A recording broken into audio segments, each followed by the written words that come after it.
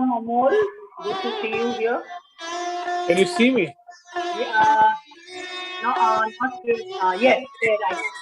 Yeah, Yes. yeah. Hi, good evening. Should you want more light? I can give you more light. Yes. Yes, let there be light. And let there be light. Absolutely.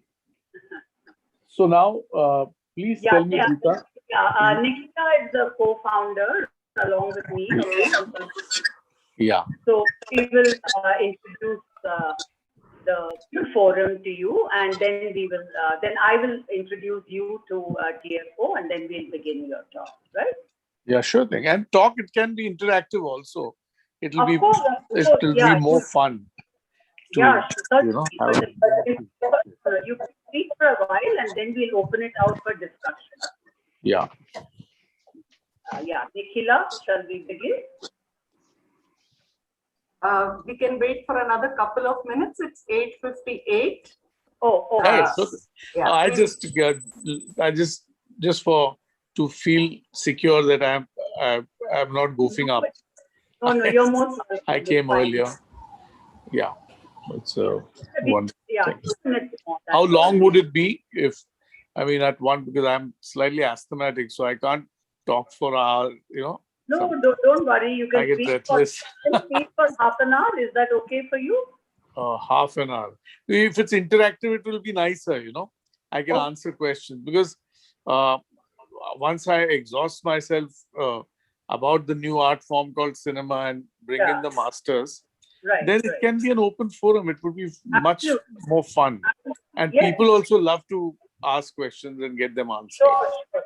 Yeah. Yeah, sure. Have it. Exactly. Yeah. Certainly. Hi, Praveena.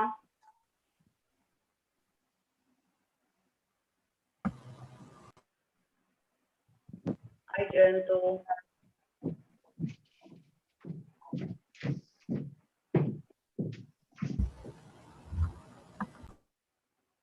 Hi, Geeta. Hi. How are you? Good.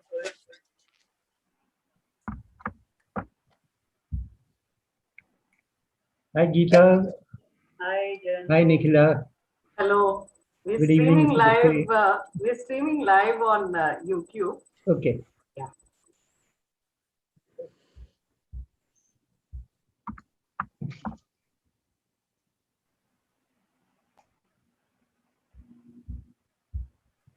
Yeah, Geeta, it's 9. Do we begin?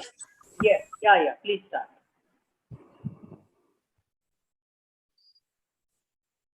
Good evening, all, to those on Zoom and to those watching the live broadcast on YouTube.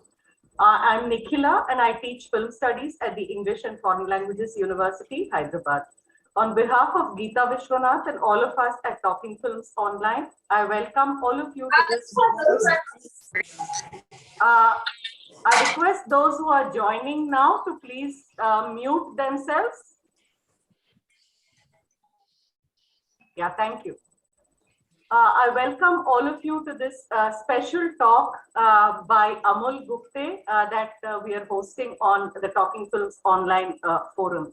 This program is a part of the first anniversary events of Talking Films Online, TFO in short. TFO was born in challenging times and has sustained for the past 1 year by discussing films week after week. We began on June 2nd, 2020, and each Saturday at 9 p.m. we meet online to discuss a pre-decided film. So far, we have had 52 such sessions discussing various Indian and world cinema, feature films, and documentaries. We also had a short film festival called Chittaramala, curated by Nipa Majumdar and Geeta Vishwanath in November 2020, and a French film festival curated by Abhijit Ranadev in April 2021. All our film discussions are available on our YouTube channel, Talking Films Online. Those interested in participating in these weekly discussions may do so by joining the Facebook group, Talking Films Online. You can get in touch with Geeta or me, and we can add you to the Facebook group. As a part of the anniversary events, we had a short film competition and screening and discussion of the award-winning short films, a workshop for film review writing, a workshop for research scholars. In fact, it's ongoing. We had the first part of the workshop today and it will continue tomorrow. And now this talk by filmmaker Amol Gupte. Over to you, Geeta, for the rest of the evening. Thank you.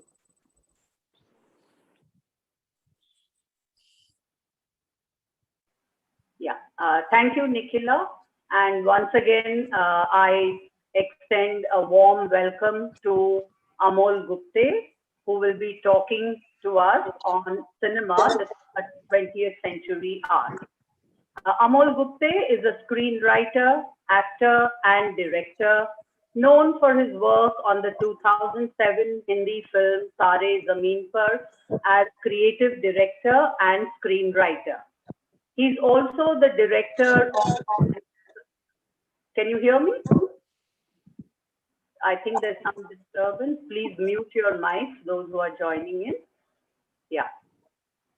Amol Gupte is also the director of Stanley Ka Dabba, Saina, and Hawa Hawaii. He was the chairperson of the Children's Film Society India from 2012 to 2015. And presently, he serves as a member of the advisory board of the Kautik International Student Film Festival. Welcome, Amol. We are delighted to have you here with us. Thank you very much for making the time to be with us today and to give us your talk. And as intended by you, we'll certainly have it as an interactive session after you are done with your talk. Welcome. So should I begin? Yeah, please begin. And where should I begin?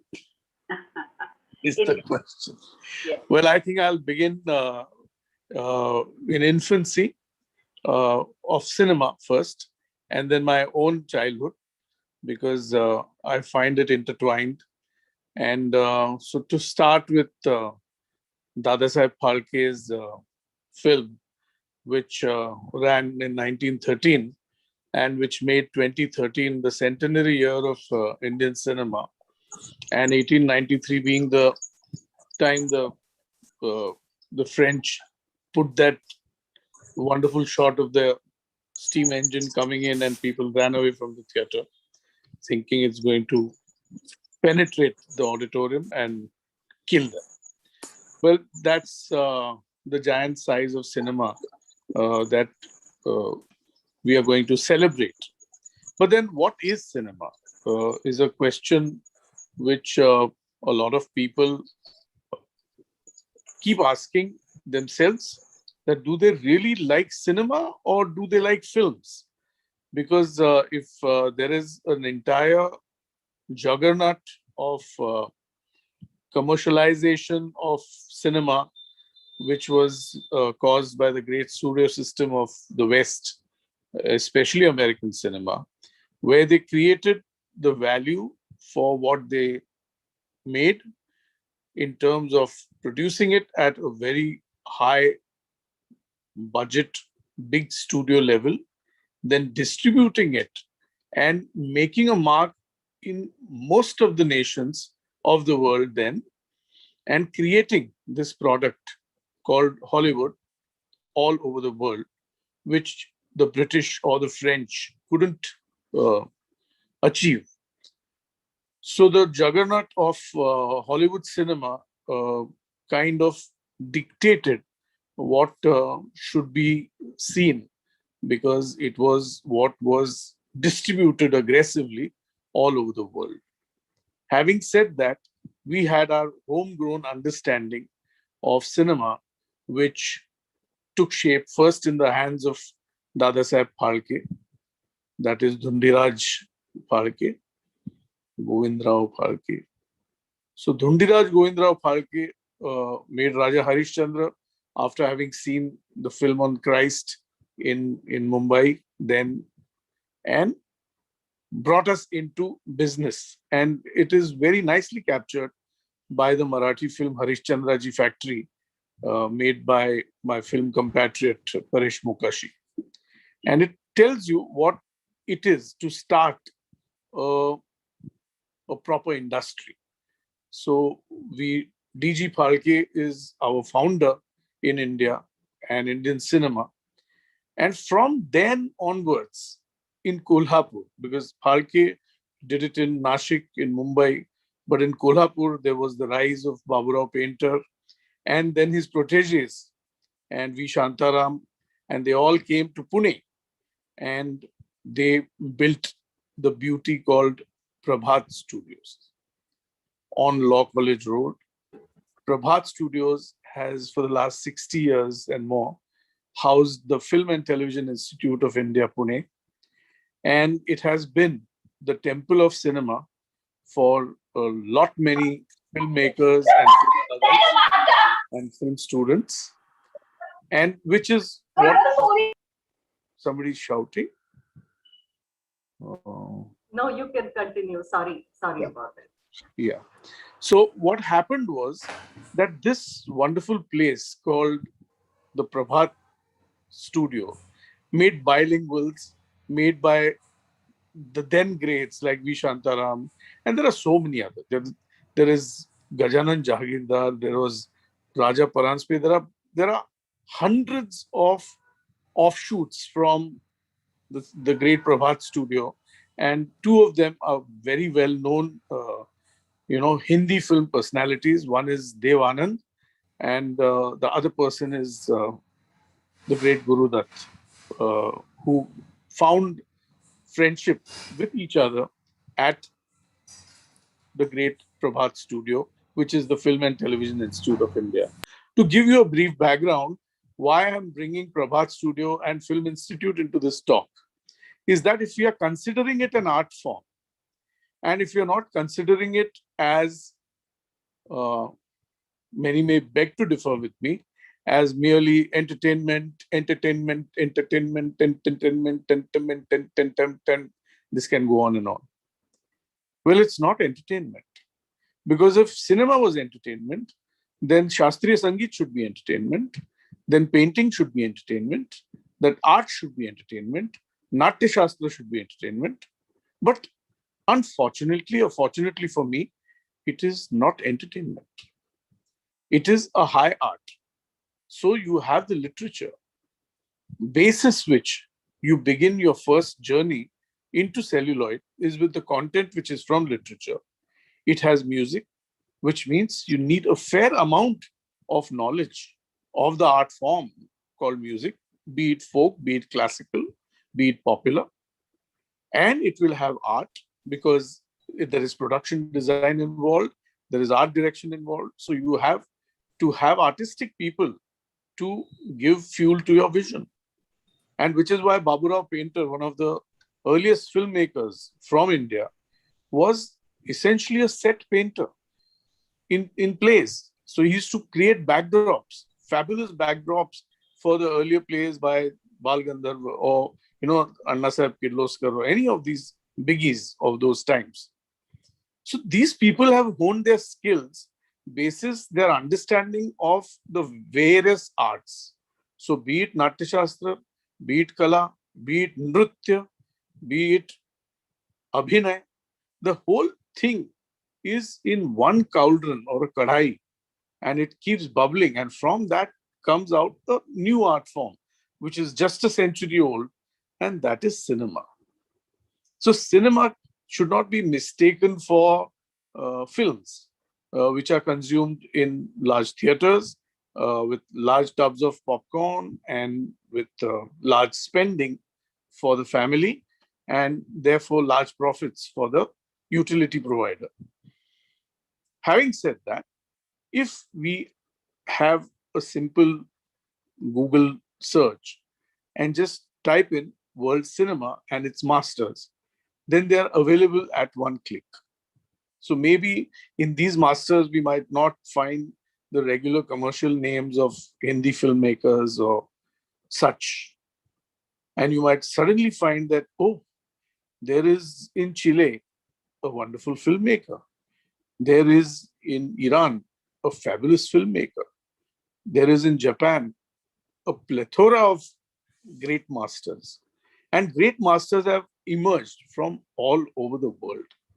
And if you take an average 3 or 4 films a day as your daily nutrition, films, I'm defining the work of masters, north, south, east, west. First the world, then we'll talk about India as well.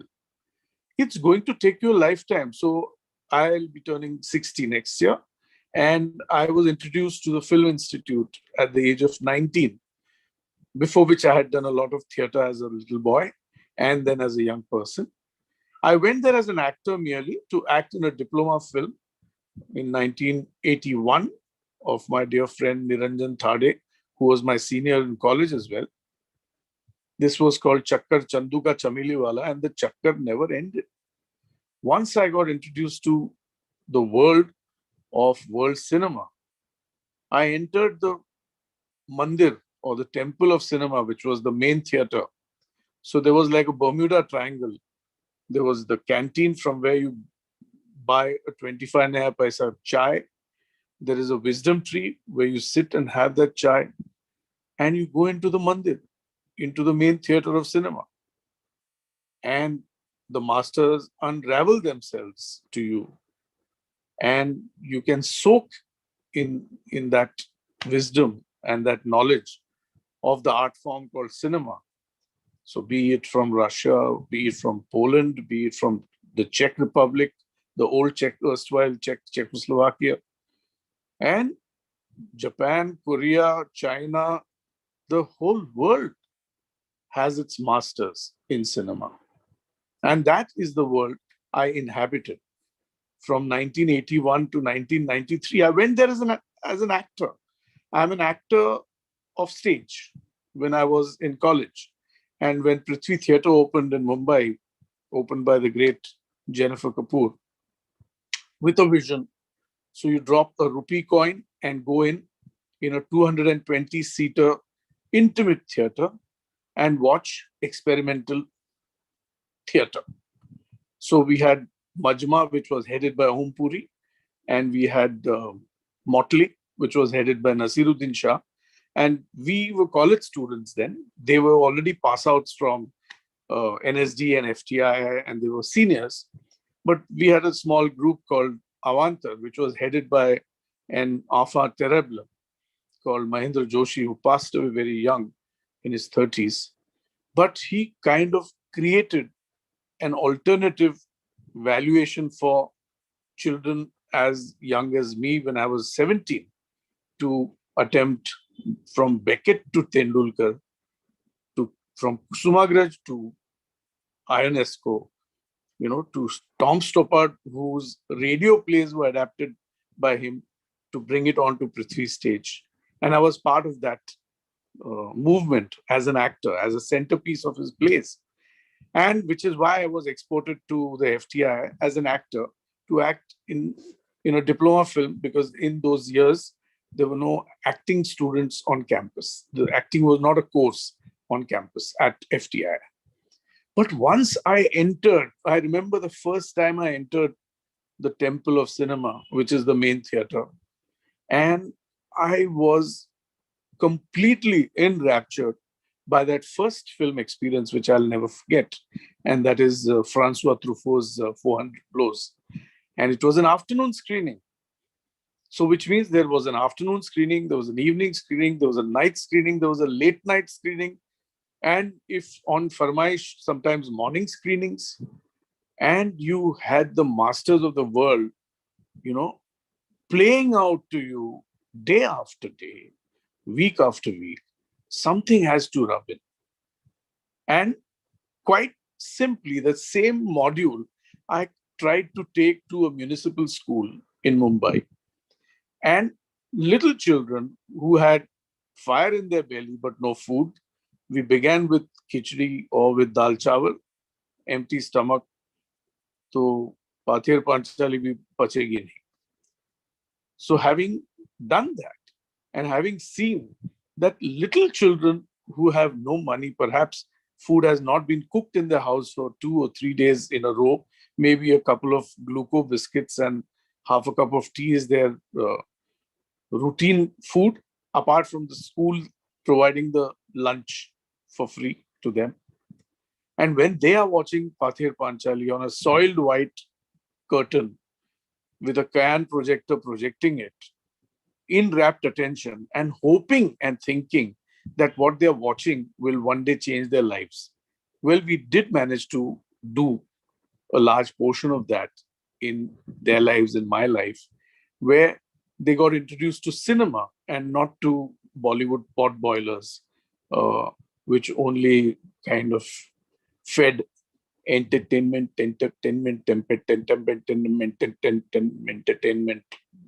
You understand the joke? So imagine when you are part of such a huge movement called cinema, and if you are taking Kiarostami's close-up into a masterclass classroom of a cinema studies course, or if you're taking Inaritu's, I suddenly forgot the name. It's about the dogs and the dog fights, Amores Perros. So if you're taking these films into master classes, if you see Kiarostami's close-up, it kind of shook me out.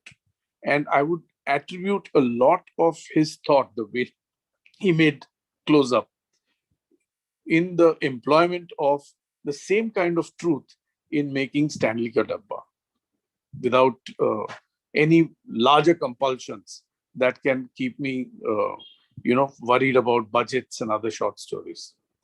Having said that, that was one area where I imagined I learned a lot. But that was much later in my 40s when I got introduced to Koron's films and Inaritu's films and Kiarostami's films and, of course, Majidi's, Children of Heaven and Colors of Paradise. Having said that, that is second part of the movement.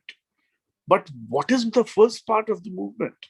When V. Shantaram was making Manus and he was making Admi simultaneously as a bilingual, when somebody was thinking about social change, when Bimal Roy was making Bandini, Sujata, when Ritvik Ghatak, who was my God, was making Megheta Katara and Shubharna Rekha and Ajantrik and Badi Theke Paliye, Titajik Nadir Naam, so many of those films.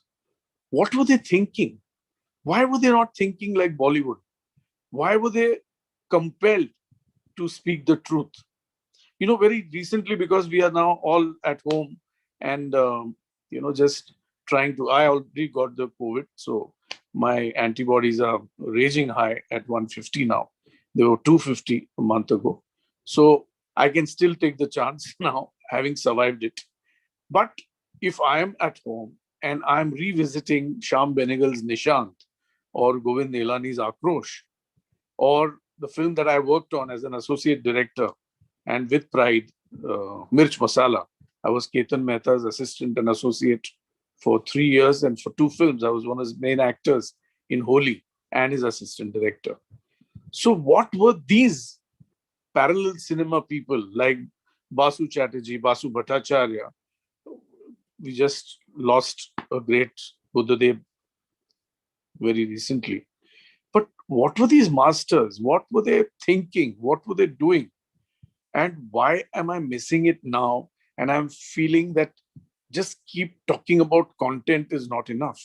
We need good content. What is good content? I mean, I beg to understand what is content.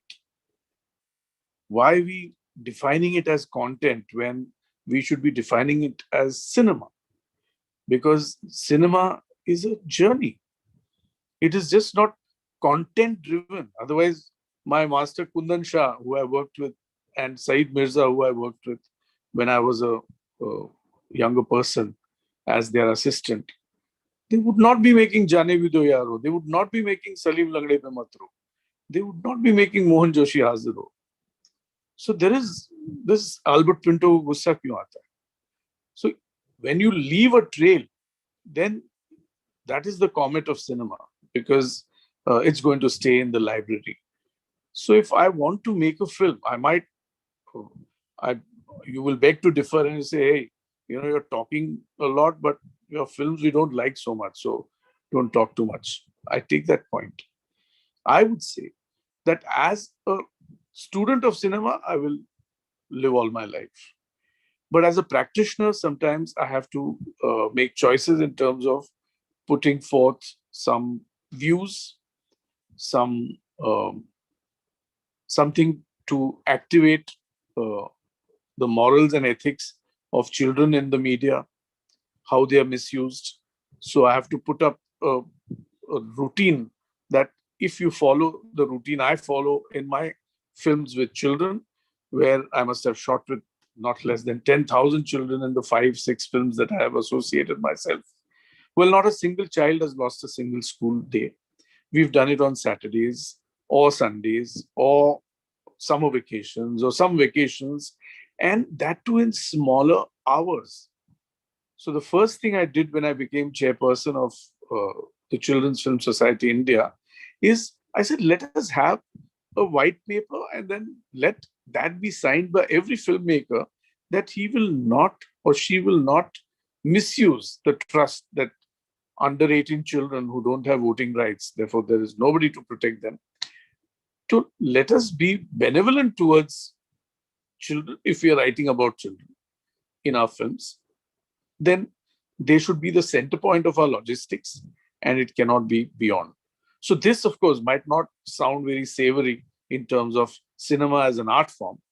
It is about political correctness also for me as a practitioner. So many a times I might be just an admirer of the disciple and court and Fandry and Killa. I am an admirer of this cinema that I'm talking about. And this is new cinema. But as a practitioner, maybe I have to raise some issues in my films. One film talks about hunger. One film talks about the agrarian crisis. One, which is Hawa Hawai. One film is talking about the girl child, which is Saina. And Tare Zameen Par, everybody knows that it's about learning differences and not disability. So we were celebrating differences in that film. And unfortunately, after the film, a lot of counseling shops opened up and people started frightening parents that your child might be dyslexic. But hey, dyslexia is a gift. It's not a disease. So things like that have also happened, and I've upgraded my understanding and sensitivity to my environment and tried to practice it within the cinema that I try to create. And it might not be the best because it's not like on everybody's award list or at Cannes or Berlin. But I'm very happy that I engage myself with children and we do a fabulous partnership where they are my equals or perhaps even taller than me. And I keep an eye on what is their life all about and try to portray it as honestly as possible. I think I'm going out of breath. So if somebody needs to start interacting, I'm only very happy to. Yeah, thank you so much, Amol. You have taken us on a fascinating journey, and now the talk is open for discussion. Would anyone like to step in? Yes, ma'am. Yes, Tejas, please go ahead. Hello, sir. Hi. Hi. Is your camera on? No, sir. No, you're not. No. Okay, tell me. Yes. Yes, Tejas, I can see you now. Sir, is there any? Yes, sir. Is there any film which has been successful without any content, sir? Any film without content successful? Because it depends Yes, sir. I what is have the doubts, content. For instance, I would imagine that cinema does not have a language. It's not Marathi film. It's not Hindi film. It is not Japanese film. It is cinema. It's a film. Film has its own language. So sometimes the form might override the content. Sometimes there'll be a good marriage of form and content. But form is as important as content. And sometimes there might be experiments. Like I remember one German director, George Acton Bush, and he had come and done a 1-month workshop at the Film Institute. And he was exercising form. Like content would definitely be part. I mean, you can't not have content in your film, but it depends. It varies in ratios. Like if you see Janco Miklos, the wonderful Hungarian filmmaker, he rides on form. He has these long takes, which impressed my master Ketan Mehta so much that we attempted long shots in his film Holi. We were actors and I was his assistant director. So that was form. But then it had content because it was Mahesh Elkunchwar's Holi. It was a play from which he adapted it into a film. But he used the form effectively. So also in Mirch Masala, because that's another film I was associated with. It had, I think, the who's who of the parallel cinema, from Nasir, Om, Smita Patil, Dipti Naval, Suresh Oberoi, Mohan Gokhale, Paresh Rawal, Ratna Pathak, Supriya Pathak, Deena Pathak. I mean, it was like a multi-starrer. But everybody rallied in order to support the form and the content of that film. So you can't say that it was just a stark film about oppression of women. No, there was a lot of panache. The way Ketan created Bhavani Bhawai, he created Mirch Masala. And it's a worth a dekho film even today. I think it's a Kadak film, if I were to say the word. It's a beautiful cinema. Yes. Does that answer your question, Tejas?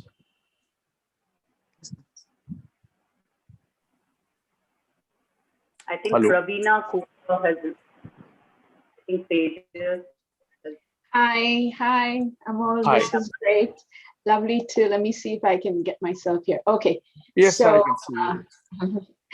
So wonderful to hear your love of cinema. And I don't know, I guess I'm looking for a comment. This is not a very debate issue that I want to debate much, but I've always found that cinema is, Indian cinema in particular, the best of best that comes. You mentioned a lot Shantaram Phalke, Paranjpe, Ghatak, and you mentioned Fondry and Killa and others. A lot of the cinema that you mentioned, which is, I agree with completely, is fabulous. For me, always emerges from a very local idiom, except for Ray, if you were keeping Satyajit Ray out of it because he's so modernist in many ways. What do you see as the reason or why it doesn't universalize very easily into world cinema? I mean, is there a component? Because I know that some of the best cinema does not really become a global phenomenon, let's say like Kurosawa, or even all the Iranian movies that you might have mentioned. I think Majidi and Kiarostami, etc., have managed to hit something, a universal kind of nerve, despite being very localized in terms of their, Islamic preoccupations and so on and so forth, and very mundane, everyday kind of storytelling. But what is it about Indian cinema that I love very much? So I'm not in any way negating it. What is it that you think, or do you have any thoughts on this? The translatability into an audience, let's say in the West, in the way that Iranian cinema has reached a more global audience.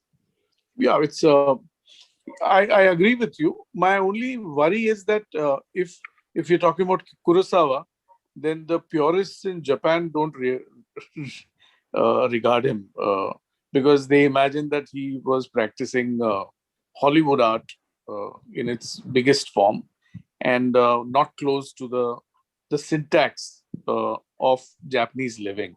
So if you find that in Mizoguchi, or if you find the urban truth in Ozu Yasujiro. He's celebrated. Oshima is celebrated. But here also, Arvindan is celebrated. Adur is celebrated around the world. And they've made their marks. I mean, if Sant Tukaram, which opened in 1935 at Venice and got the Golden Lion in 1935, and it's a film worth, I mean, I must have seen it for more than 100 times. It happens to be my most favorite. It's on my logo, my wish list. In my moving logo, you see Saina on Amazon. So first logo is Amol Gupte Cinema logo, which aspires for films like Meghe Katara, Sant Tukaram, Pathir Panchali, Pyasa. And you know that they are 500 miles ahead of me. So I really got to trudge. Maybe I'll go half the way, maybe I won't go reach half the way. But having said that, there are universal masters from India. And for cine geeks all over the world, whether it is Venice or Cannes or Berlin, or there are people who recognize the Indian syntax, because just like Iranian syntax is, it's like how fairy tales, Jack and Jill became a rhyme in everybody's mouth around the world. So does Majidi use that, using children as, as bulletproof ideas, and taking the political thought forward without getting caught and abused and tortured. Having said that, that's the way with children's cinema. It appeals to the world, but for instance, in India, there is absolutely no encouragement for children's cinema. We have a children's film society in India, but we don't have parents who take their children to a children's film. We don't have schools that support. I mean, in Europe, I'm digressing a little bit, I know that, but in Western Europe, Scandinavian countries, a children's film nets the producer more money than if you were to make an adult film. Because in a children's film, he's assured of a family footfall. Whereas in an adult film, there'll be lesser people coming in to see the film. So that's a tradition of, like, as a child, my father has held my hand and taken me to Marathi plays. He has taken me to the entire Prabhat Film Festival. I was barely 9 when I saw Sinhagad and I saw Sant Tukaram and I saw Sant Jnaneshwar, and so many Duniya Na Mane. All these films were celebrated when we were growing, and it was also the era of reruns.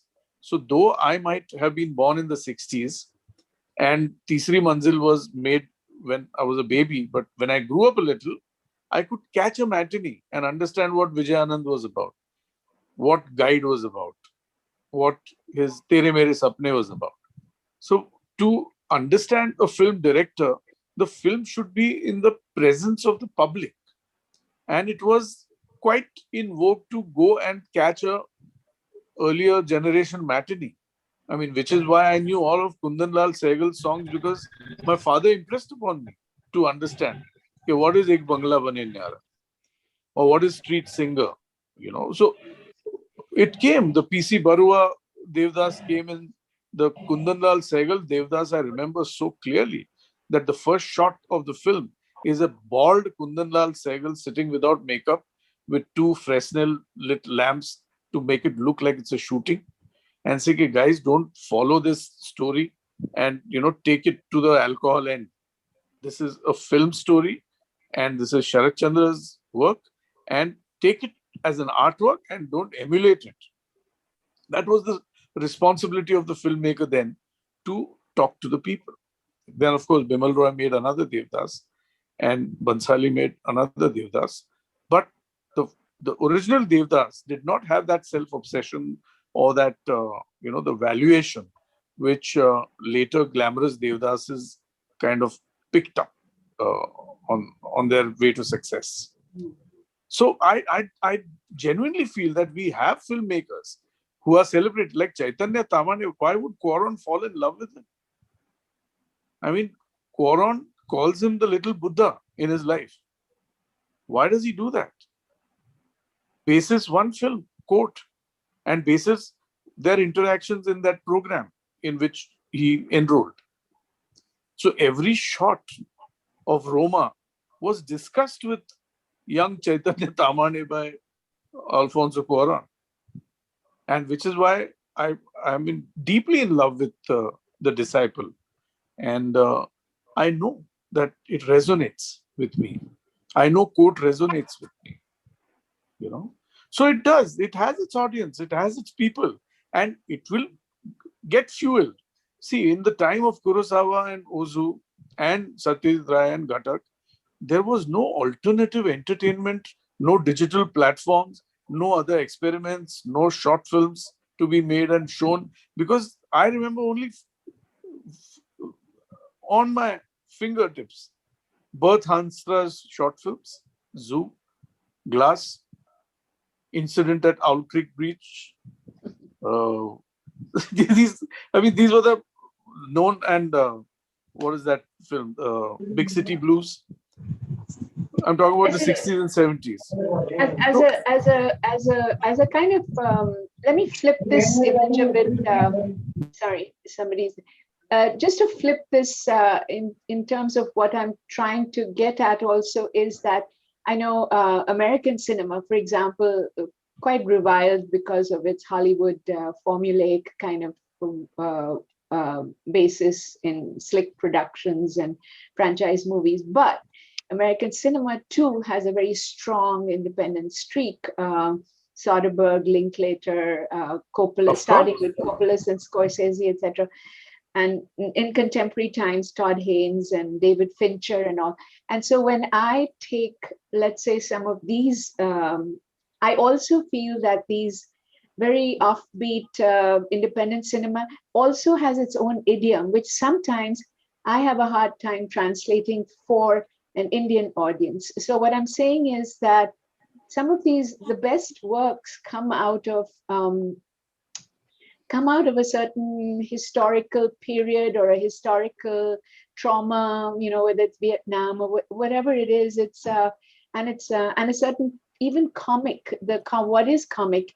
American audiences will laugh at places where Indian audiences will not, you know, because there is a certain inside joke or whatever is going on in the, you know. But all I'm saying is that it's not much of I'm not trying to debate it as much as just express this thing that some of the best cinema tends to be so rooted in the linguistics and the very deep ethnic kind of feel.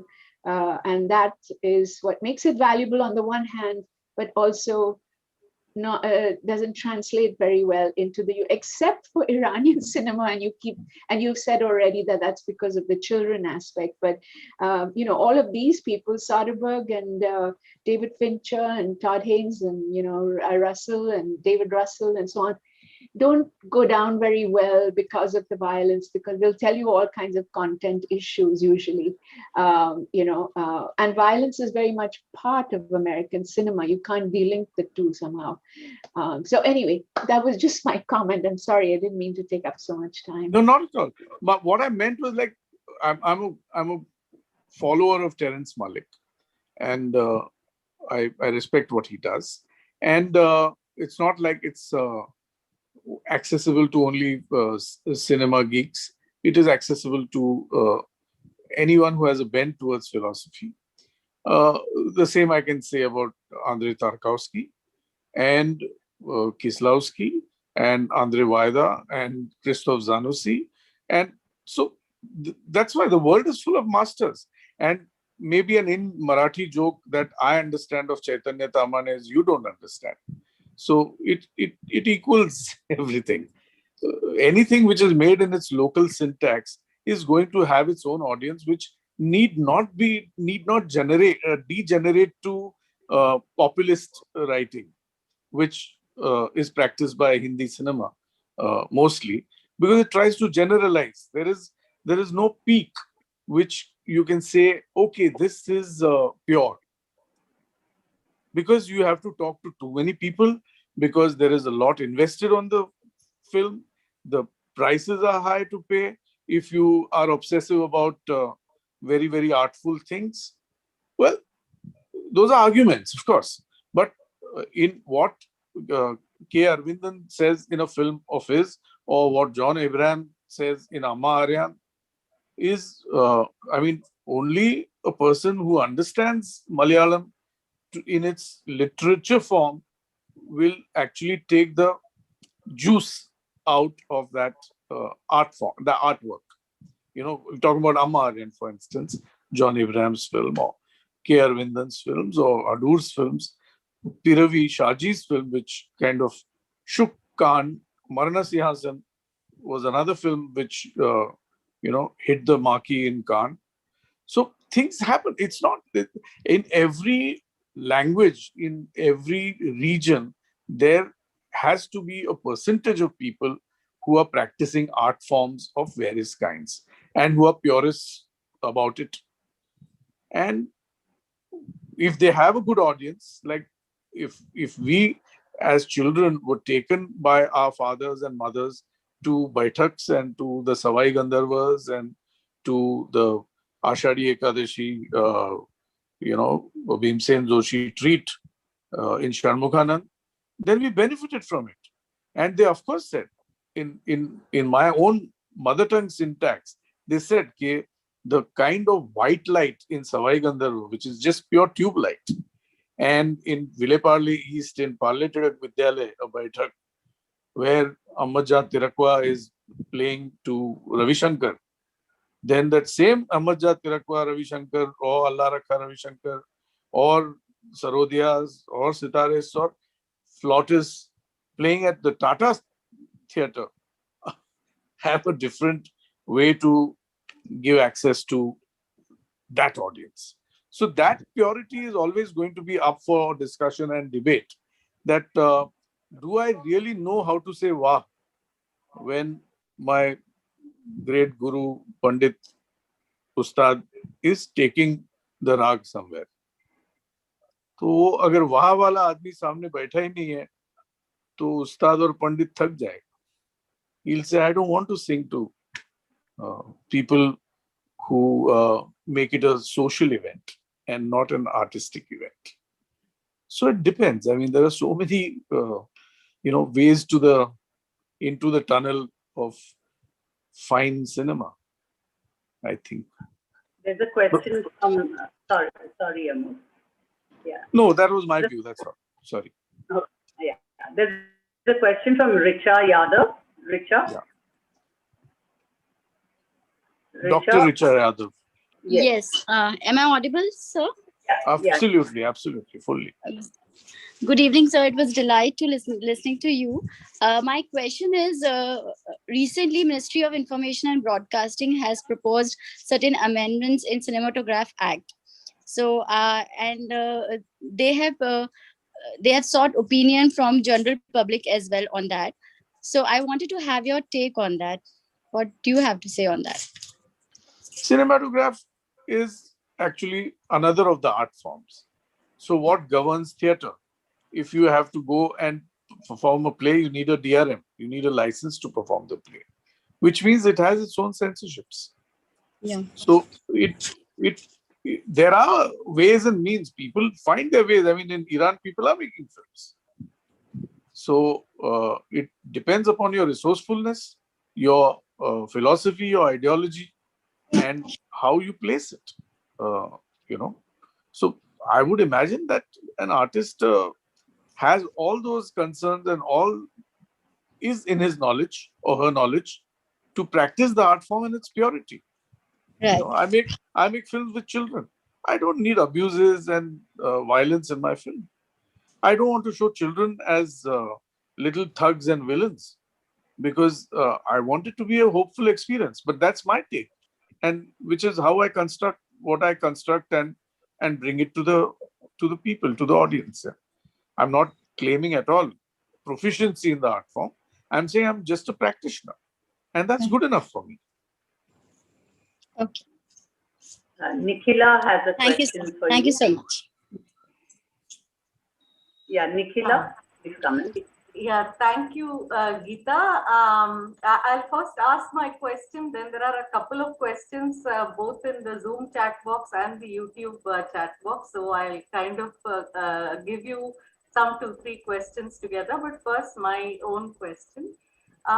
Listening to your trajectory, which involved your description of your film going experience as a young person, as a child, and then in FTII and the kind of exposure to cinema that you had in FTII.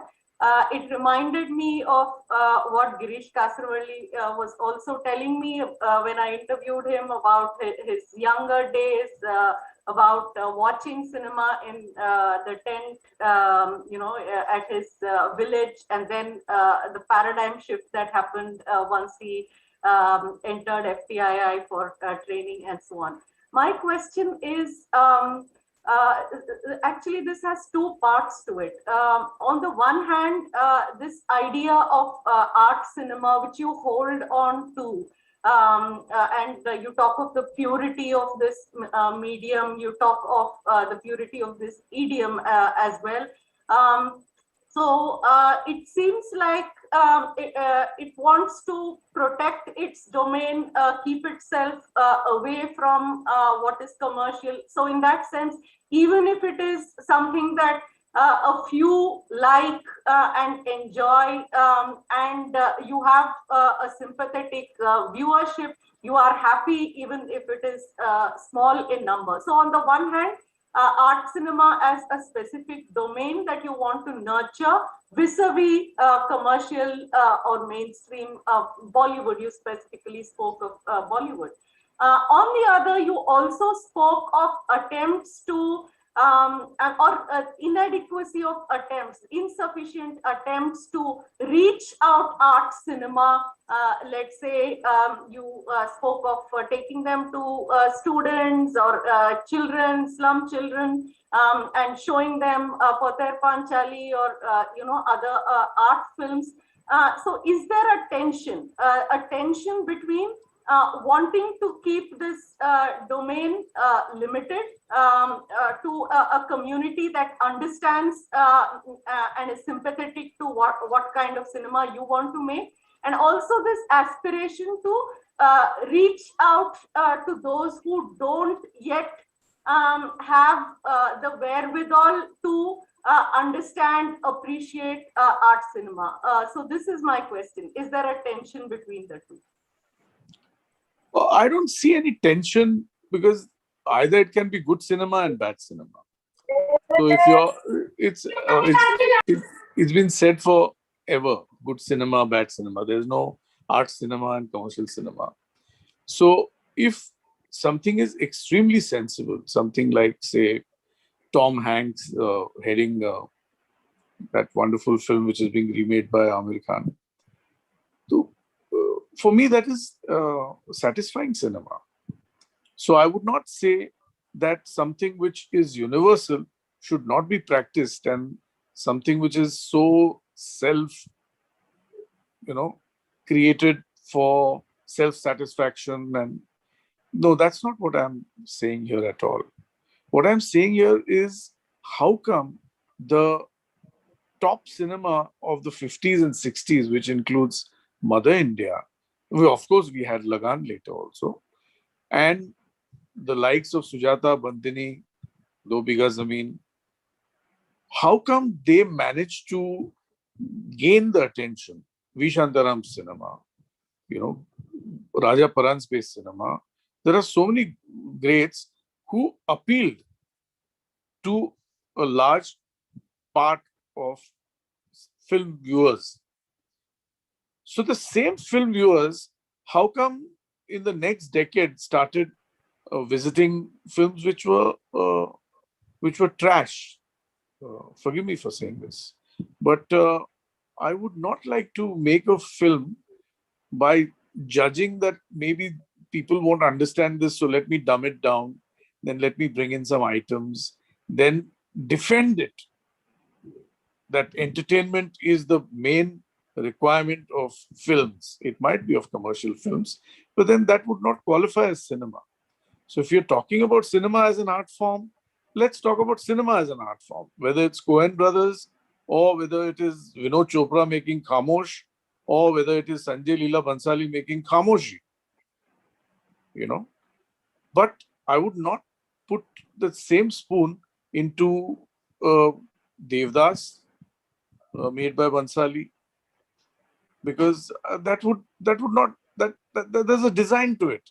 There's a design to capture the hearts and minds and the wallets of people in large numbers, and that has nothing to do with a good, well-tuned sitar playing in your heart and your mind. Is the maximum I can say. And of course, I'm not such an egotist where I say, okay, I will make films for people who I can seat at my dining table and feed. No, that would be a very small group there. But of course, there's this group which made Lagan a hit. It made Tare Zameen Par a hit. So there is hope. It's not all about art. If that is artistic cinema for me. So Sujata, Bandini, Mother India, Mughal-e-Azam is artistic cinema for me. I would not take away any brownie points from that practice. But if it is completely mindless and it is just a compilation of rubbish and trash, and yet we say, no, they have that, which is what the majoritarianism philosophy is, you know. So an art filmmaker, as you would define him, and I don't define him like that, has more latitude in accepting the commercial cinema as a brother.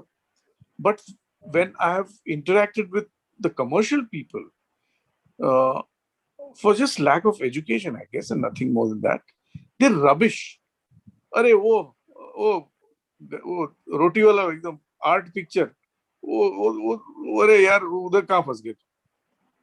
तो अभी मैं कैसे समझाऊं तुमको भाई, एक life है तुम्हारे पास और यही करना था तो फिर पैराशूट नारियल का तेल बनाते.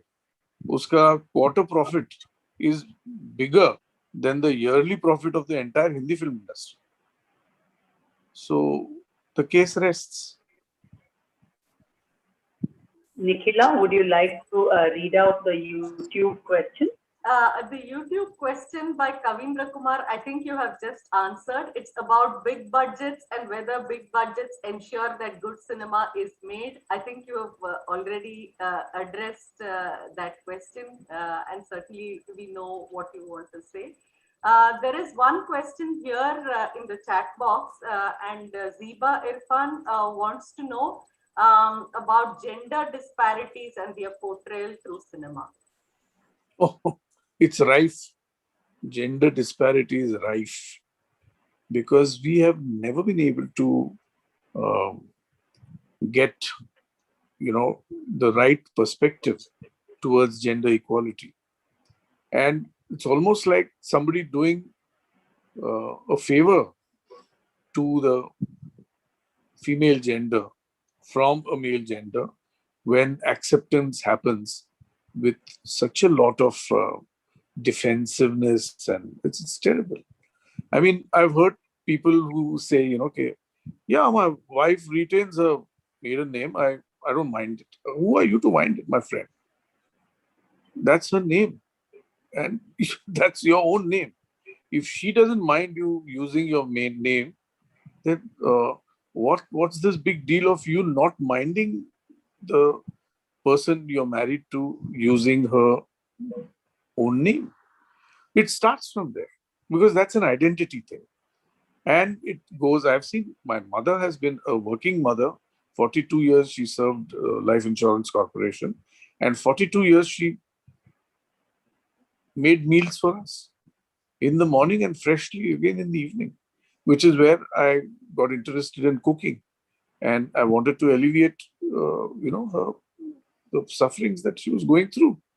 Because there are some things which are just not happening in Indian households. And that percolates into cinema, it percolates into anything which is populist.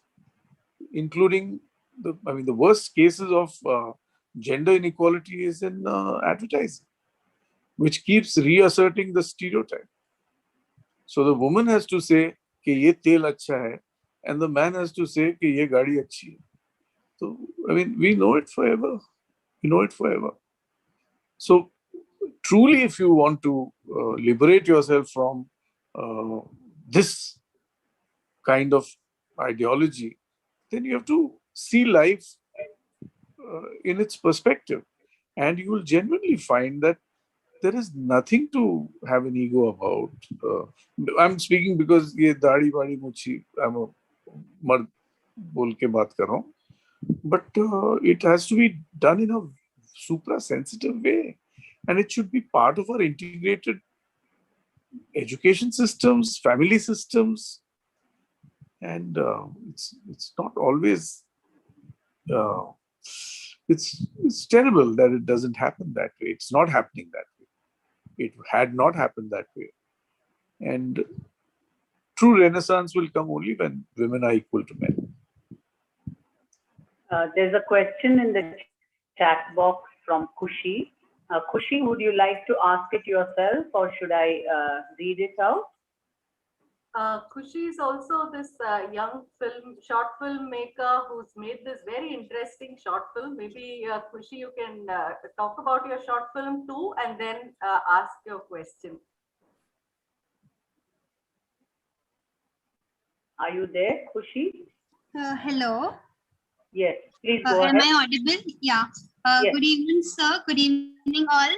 Sir, I have a question that most of the time in cinema, we get to see that the portrayal of Dalits, it is a stereotype. We get to see that they are not assertive, they do not practice power, and that they do not, like most of the time, we get to see that they are meek, they are weak, and they are black. We never think that even they can be white, they can be beautiful. And like in the film Sujata, which came in 1959, I think. So in that also we get to see that Gandhian vision, if I can say, so that the issue of caste is completely normalized by blood transfusion. And like the pertinent questions like, on the first place, why caste is there? What is the need of the caste? Most of us tend to deny that in modern India, there is no caste system. But if we see, then it is the backbone of Hindu society, of Indian society, and everything is working according to caste. And a cinema, it is like cultural apparatus in itself, and it propagates the ideologies, if I can say so, because people learn from cinema, they form their views according to cinema, and we do not get to see the assertive roles. And if I can say that this film Kala, which was by Rajnikant, I mean, I forgot the name of the director. In which Paranjit. So we had Rajnikant as the lead role, and he is very assertive. They are aware of their rights, and but also in that film we have to take Rajnikant and not someone from Dalit community. What we have to do all these things? I mean, what is the reason behind all these things? And if I checked the list of the top 10 actors in our industry, so most of them are Kapoors and three Khans, and then they are either they are Punjabis or they are Brahmins. So what is the reason of all this? But what kind of cinema are they making is very important to answer. If it is, if I imagine, then two of the best films were made by two of my very good friends. One is Nagaraj Popatrao Manjule, and I stood with Fandry, and I respect that film Very, and very the good filmmaker. film. I've seen that, yeah. So Fandry is a dear film for me, and Yeah, even sir. Killa, made by Avinash Arun, and later he's made Patal Lok. So there is a, if I want to speak out, then my voice should be my voice. It cannot be a projectile of somebody who actually is, it's the same man-woman relationship I was talking about. to condescend to allow your wife to have her maiden name along with your name is such a big deal. Actually, it's such a terrible deal to even think that you're doing anybody a favor. The same goes with caste, I guess. So if you're talking about Bimal Roy's Sujata, and I clearly understand what you are saying, but Bimal Roy is a Brahmin. You have to face it. And he is imagining that he is putting his foot out, and he's talking about Renaissance, and he's talking about a change in society and an anti-caste film. And that is as far as he can go. But if I have my friend who is a Dalit, he will feel in a different way the problem. Which is why, for me, Vijay Tendulkar is one of the best examples of a person who has bashed inequality continuously, whether in theatre as Gashiram Kotwal or many of his Gidhade, his Sakharam Binder. He's mammoth. And then to provide to Govind Nilani, Akrosh, to Sham Benegal, Nishant, and that's a great combination, you know. So I would say people have. Ketan Mehta's Mirch Masala is a film which does not condescend to giving woman freedom. She is in her powerful spirited goddess form in his work. Whether it is in Bhavni Bhavai, he has raised the issue of caste, and he has done it with maximum clarity in terms of sensitivity and political correctness. So, which is why I joined them. After I saw Bhavni Bhavai, I joined them. You know, so we have to understand that people keep doing things. It's not that people don't keep doing things. Fandry is a new film. Sairat is a new film. Sairat is an anti-caste film. Yes, yeah. In Marathi, it did 100 crores. So Yeah, and it has imagine the also amount of- challenged the stereotypes as well. No, there is no stereotype in it. Because It it has is- challenged, I mean, like the protagonist, he's very handsome, he's white, and most of the time, people tend to see Dalits as black most of the time. Yeah, correct. So he is, but we have to understand that, first of all, we are attributing too much to color. That white is beautiful. Why should we be thinking it that way? You know? That's where the mindset goes wrong. That portrayal of a fair hero in Sairat is not attracting me. That, yeah, though he is cast, disadvantaged, but he's fair. No, it doesn't. It never occurred to me. It never occurred to me. What occurred to me is Nagaraj Popatrao Manjule bringing it one more time onto the national consciousness or the state consciousness.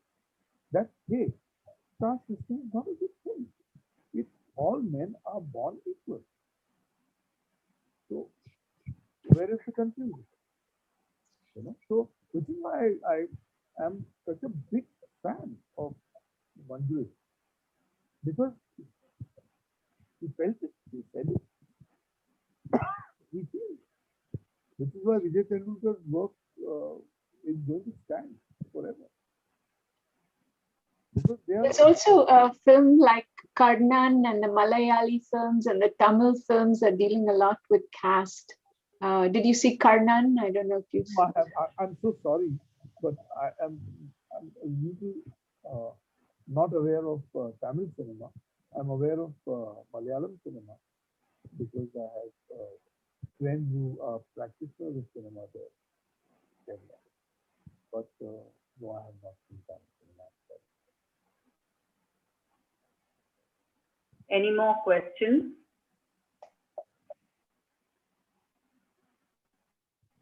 Yes. There Would is anyone- there is one on YouTube. I'm just trying to figure out because the question is kind of written in Hindi. I mean, written in English but Hindi. So I'm just trying to understand what they are asking.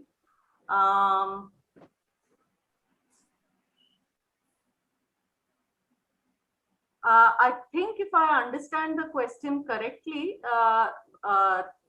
Kavindra Kumar is asking, will a film be accepted, if an individual goes against social views, will a film still be accepted? Even if the film is articulating an individual's view, which may be against social views, will it still get acceptance in society? I apologize to Kavindra Kumar if I've misread his question, but this is how I have understood what he wants to ask. I've just cited so many films which go against social norms but are celebrated cinema in India. So I'm quite sure that what you have at the pit of your stomach and in the center of your heart, if you invest in cinema and tell it in the cinematic way, then I don't think this should bother the filmmaker at all. Because, I don't know, it's Bhavani Bhava is a classic example that I was raising. Fandry is an example. Sairat is an example. So they've worked very well with sensitive audiences. So if your audience is sensitive enough to,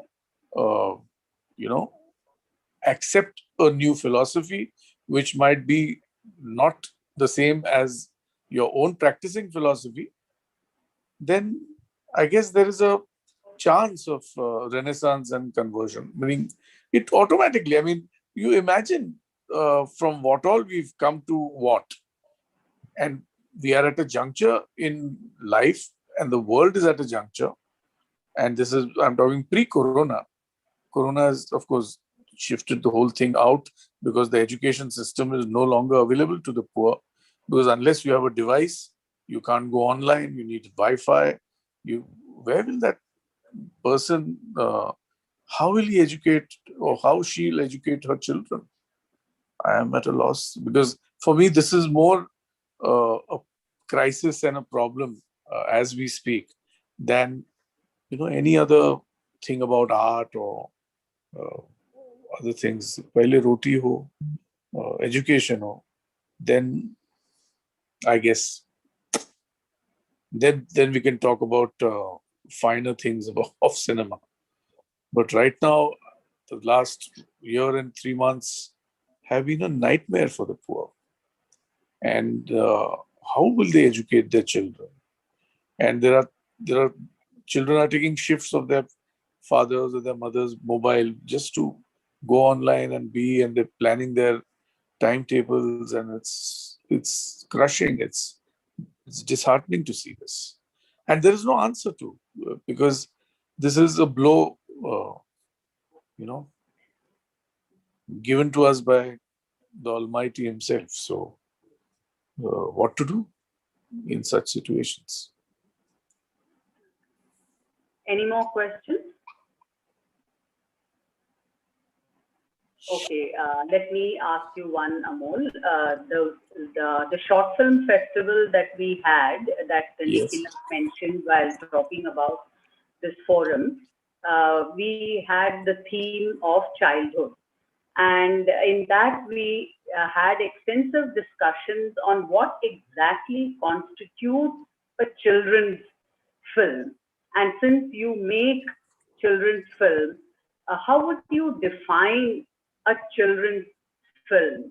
Because a lot of the time, merely having issues related to children as the subject matter of your film need not make it a children's film. A lot of films that go by the name of children's film are not necessarily films that children would enjoy. No, So, but what kind of films are you talking about? I mean, if you give me an example, then we can start the discussion. no, films that go by the name of children's films. Like, see, for instance, your own Stanley Ka Dabba. Yeah. So, what is it about that film that would make us call it a children's film? What did you have in mind while making that film, while writing that story? How do you define a children's? See, first of all, I'm not making a film for another species. And I'm making a film for my species. That's the human species. I'm not making it for puppies or for kittens, you know. So I remember as a child myself that I had tremendous thought process in place. And some of it you can see is autobiographical in Tare Zameen Par. Some of it is an autobiographical in Stanley, some in Hawa Hawai, some in Sniff, you know. So what happens is it is a very easy brush with which an adult rubbishes a child. So what is a children's film? Oh, it should be something silly. Somebody falls, people laugh. Yeah, it should be a plot like an Enid Blyton film, book. So these are notions. It is notions that children don't understand complex relationships while they actually are exposed to complex relationships in their own homes in dramatic situations. You imagine that they should be seeing Safed Hathi, one regular Kerala elephant painted with white chalk. It's a CFSI film actually from the past. I have seen it when I was a child. I said, what is this rubbish? So if it is like non-complicated and silly in its tenor, then it seems to be qualifying as a children's film. And I've severely beg to differ with that view because I understand that they belong to our species. So they also have the same gray matter in their head as we do, as we grow up. Perhaps they have sharper minds when they are younger, more honest, easy to see the truth, therefore. And that is why I cannot qualify. And I have always had no answer for that question. What is a children's film? Well, it is not for puppies and kittens, for sure. Not for cubs, for sure. It is for our own children. And basis what we share with our children in terms of education, literature, music, if it can enrich them, if a Majid Majidi film like, either Colors of Paradise, which for me is better than, in my heart and mind, than Children of Heaven, because it brings a blind boy into play and it sensitizes you as a child, as an adult. Many times adults don't even get sensitized. When you are a child, there is a chance for you to get sensitized. So when I saw Shamchi Ai as a little boy on Bombay Doordarshan, on Bombay TV, on a Saturday evening, where a Marathi film was shown always, and a Sunday, a Hindi film was shown. So Do Bigha Zameen I've seen as a Sunday film. Shamchi Ai I've seen as a Saturday film. It won the president's first gold medal in 1950. And it's Acharya Atre's piece. So what I meant was, is Shamchi Ai therefore a children's film or not?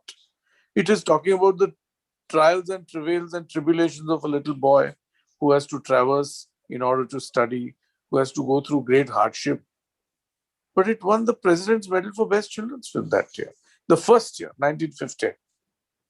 So to answer your question, I really don't know where to draw the line. Yes, I say I practice children's film because my films do not have a single abuse. It does not, though it gives you the truth, but in a form where you don't need to get excited by bad language, bad item numbers.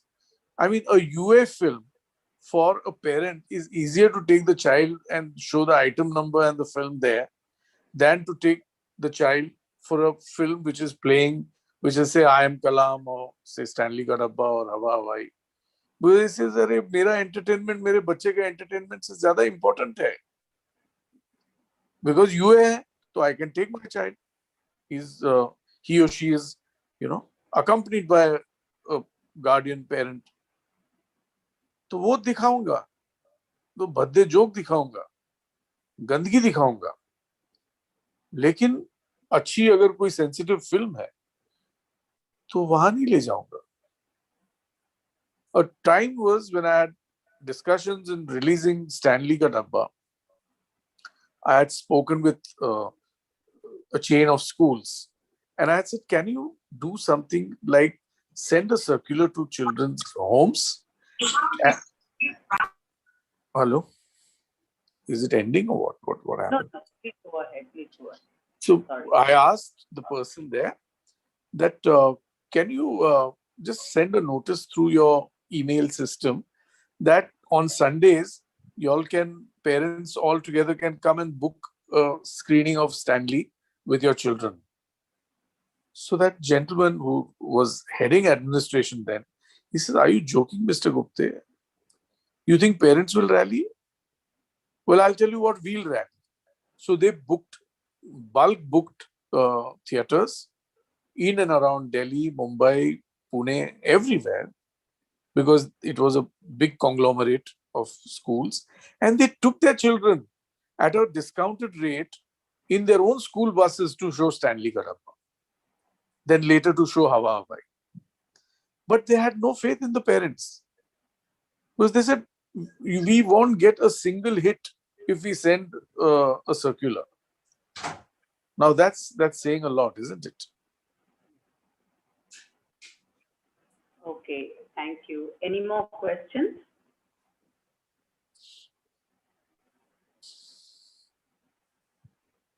Okay, I think we'll bring the session to a close. What is the time? It's like gone way beyond. Yeah. Oh, I'm sorry for that. I didn't realize. Yeah. So, Nikhila, shall we close the session? Yeah, sure. Okay, yeah. So thank you very much, Amol, for this. It's really very kind of you to spend so much time with us.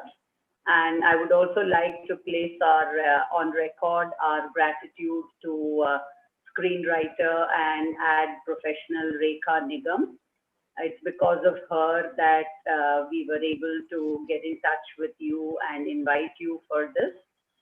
So thank you, Amol. Thank you very much for being with us. Thank you. And Thank you, interrupt, ma'am. Can I ask something?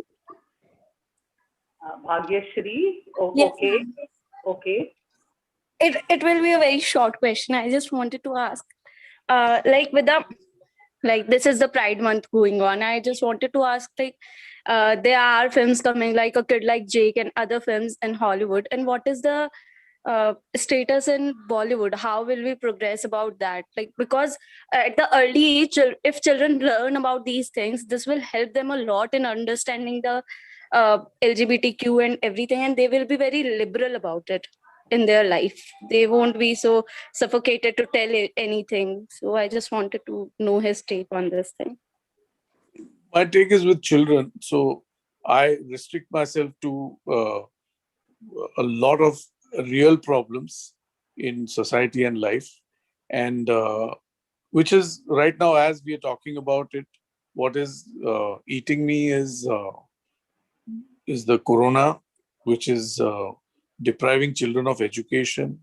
And there is so much. There are a lot of supporters of the LGBTQ movement, and it will find its way and will be recognized. So I have no doubts about that. Having said that, I am just trying to come to an understanding what is this huge problem of how will you educate the poor child in corona times. for me, that's a larger question to answer. And with that, I take your leave. And Thank you. God bless you all. Thank you. Thank you very much. Thank Thank you. you. Thanks. Bye and good night. Bye. Good night. And thank you all those who participated in this talk. Thank you.